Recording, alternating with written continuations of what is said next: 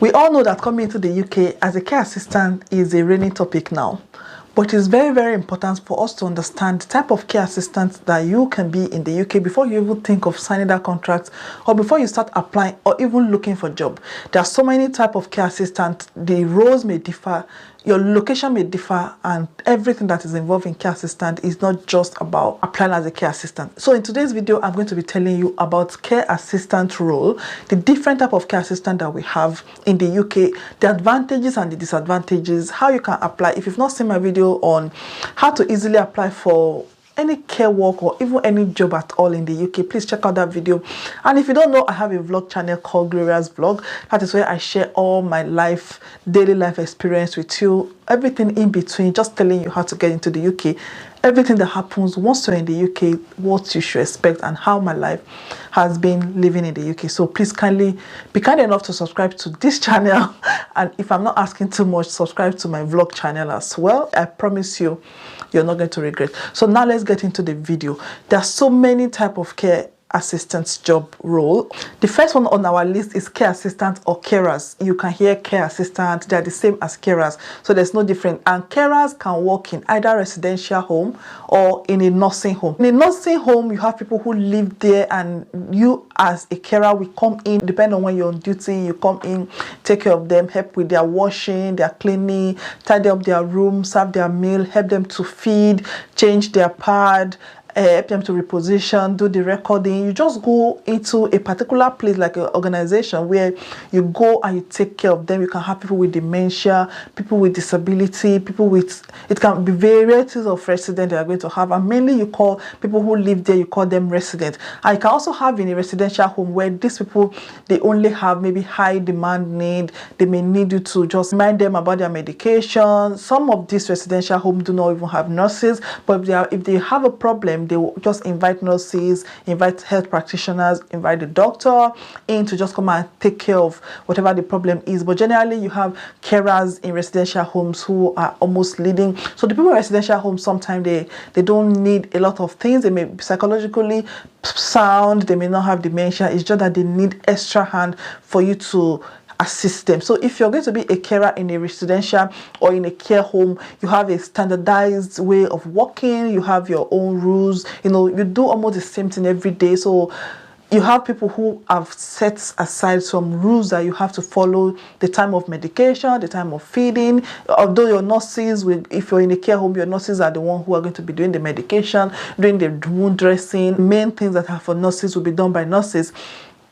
All you have to do is just to do your care work. So being a carer or a care assistant, you may be working in either a care home or in a residential home. So if you're a care assistant, you can actually promote into being a senior carer. So because I've got a few questions about how to become a senior carer. If you start as a carer, you can promote into being a senior carer with the way you've worked, your years of experience. If the people that you have worked with think they can trust you, your education. If you're in Scotland, you need to get your SVQ 2-3. If you're in England, you need to get your NVQ 2-3. And that is how you can promote into being a senior carer. Or if you're a nurse and you're coming from anywhere in the world, but you're not coming as a nurse, but you can come in as a senior carer. So to be a senior carer, you have to have the qualification. You may not necessarily have educational qualification, but at least you need to have experience in care generally, and because you're going to be leading teams of carer. So as a senior carer, some care homes, actually like my care homes where I worked, they are allowed to give medication, although they will have passed the competency training.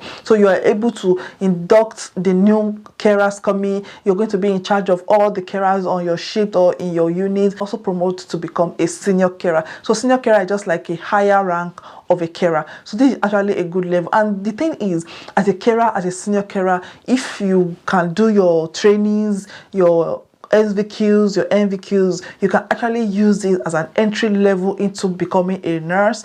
If you're a carer, if you're a senior carer, you have the chance, if you're really interested, to become a nurse one day, but you have to go back to school. Of course, you need to, because I've got questions like someone asked me, how can a carer become a nurse? You have to go to school where they train nurses, school of nursing or universities that offer nursing to become a nurse. You can't just because you're a carer for 20 years and then one day you just decide to be a nurse. So you need to go back to school. Another type of carer you may not know about are the live-in carer. So live-in carer basically go to someone's house, someone who needs help, someone who needs additional support, they go there, they live there. You can go for a period of 1 month, 2 months, 3 months, weeks, days, depending on what your contract says.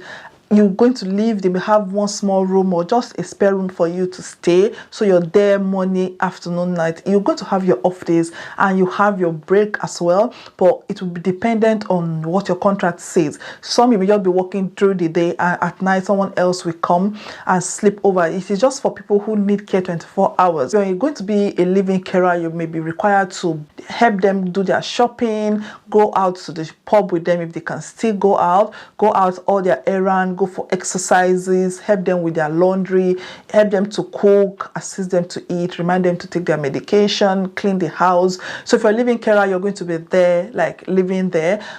I would say this is good in a way that you can save money on rent, but the problem would be when the job is finished or the contract for that particular person is finishing.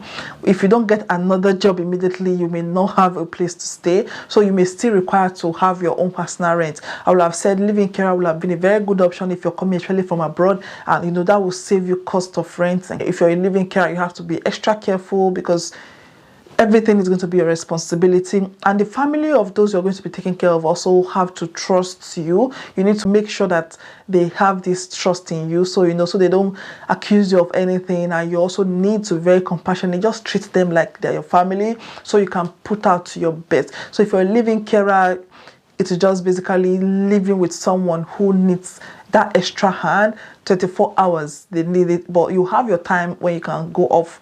But maybe someone else will have to come and take your time. You can have maybe 1 or 2 hours break, and maybe at night as well, you may be allowed to go to sleep if someone else is there. There'll be a way to sort out your duty that it will not become too stressful to you, but depend on your contract. It is very important that at any point in time, if you're going to sign for any job, that you read your contract very, very well and make sure you understand what you're going into, and don't just be desperate to just get the job, okay? So another job that is under care work as well is support worker. So support worker is something similar to a carer, but support worker usually just go into the homes of those who need those care. What they do is, maybe if you have, let's say you have 10 people you need to attend to today, and one thing that they usually say in the UK, if you're going to be a support worker or if you're going to be going into people's homes, you need your car. It is not easy going about with public transport in this country. So usually it is someone who can drive that usually gets this type of job. So you go from one client's home to the other. You can have, maybe if you're assigned 10 people in a day, when you leave this person's house, you go to the next person, you go to the next person, you go to the next person, and that is how you go. That's how your day will go, depend on what your agreement is with whoever has employed you. So you go to their homes, you can help them with their shopping as well. You can help them to do their cleaning. Sometimes it may need you maybe getting them ready in the morning for their day, and maybe after that they can be fine on their own, and going back again to get them back into bed, have their shower, have their bath, give them their food, help them to make their meals, take them out for a little walk, little shopping, to the pub, those little things. But the thing is, you may be going from one home to the other. You're not going to be living in with them. They're still in their own house. It is you who goes there to assist them. And the thing with all this care work is, especially if you're not working in a care home or in a specific location, especially if you're hardworking and you're good, it's just like agency care or agency nursing. You can create a very good rapport or a very good relationship, professional relationship with your client or your resident or your whoever you're going to be working with, that the family will trust you enough to want you to continue coming. There's so many people that you might have worked with and they'll be like, oh, we want you to come back, and they will actually speak to your agent or to your employer that they want you all the time. So when you go, you want to create a good impression about yourself and work hard. I don't mean you should work too hard to stress yourself, but you want to create a good professional relationship between yourself and the person you're going to be working with, so you can gain their trust and then they can request for you. I just think it's safer to keep going to a particular place that you already know, a particular person that you already understand, that you're already comfortable working with. It's actually safer to work with them than going from one place to the other and meeting different people that you may be anxious. There's no way you will not be anxious.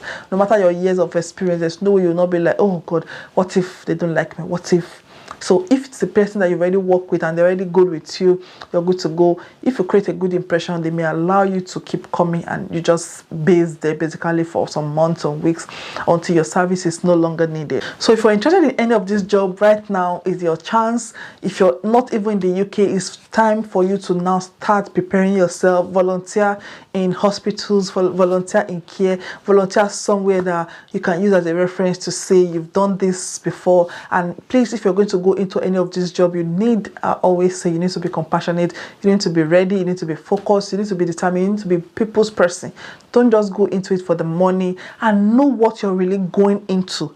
In your job description, you're going to have all the information about what you're going to be doing. They will list it there for you, what you're going to be doing. When you get into the job, please don't now begin to expect more, or don't begin to regret coming into the job, or don't begin to expect what you shouldn't expect. Make sure you go into any job knowing fully well what you're going into, and know what your contract is saying, know what is said. And if you're looking for any job, if you're not in the country at all, just now make sure you're only looking for jobs that can offer you tier 2 sponsorship, because no point for you to get a job and then you're not able to come into the country. I've got questions like, do you need to get a job first before you apply for your visa? Your job is one of the points that will be added to your 17 point before you can get your visa. If you don't get a job, if you don't get a sponsor, you need the detail of your employer to be able to apply for visa. So if you don't get a job, how will you even apply for the visa? If you're coming under tier 2 visa, but if you're already in the country, you almost don't need any requirements. It is easy if you're in the country as a dependent, as a student dependent, to just apply for any of these jobs I've listed. And if you qualify, if you meet what they want, they will take you. It is as simple as that. I wish you good luck in all your endeavor. Please check out my other videos and check out my other channel. Thank you so much for your love. I'll see you in another video. Until then, take care of yourself and good luck. Bye.